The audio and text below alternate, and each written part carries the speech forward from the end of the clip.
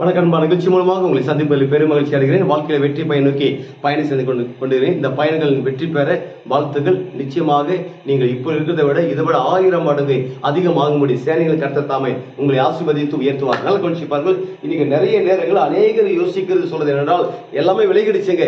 என்னை விட்டு தொழில், வியாபாரங்கள், அவைகள், இவைகள், ஃபேமிலிகள், அடுத்த நண்பர்கள், சிநேகிதர், மனிதர்கள் யாருமே நம்ப முடியல. எல்லாமே எங்களை விட்டு விலகிட்டானு கிடையாதுங்க.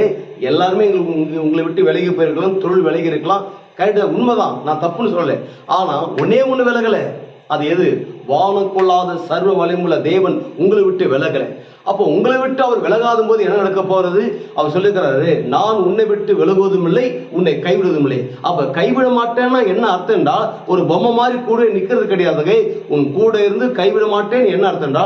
அவர் என்ன சொன்னாரு அது உங்க வாழ்க்கையில செய்து முடிக்கிற வரைக்கும் அவர் கைவிட மாட்டார். அப்ப செய்து முடிக்கும் போது உங்க வாழ்க்கை என்ன ஆகும்? வாக்குத்தத்தம் உங்களுக்கு கொடுக்கும் பொழுது நீங்க ட்ரையா இருந்தீங்க, வெறுமையா இருந்தீங்க, ஒண்ணுமே இல்லை, எல்லாமே பாட்டம் வரைக்கும் வந்துட்டீங்க.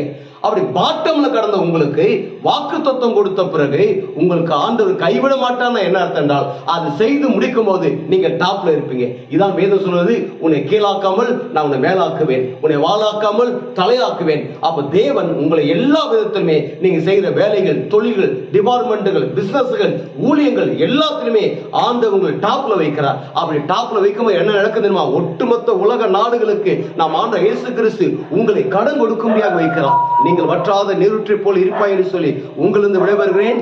உங்க நண்பன் ரவி, பெரிய பாளையம்.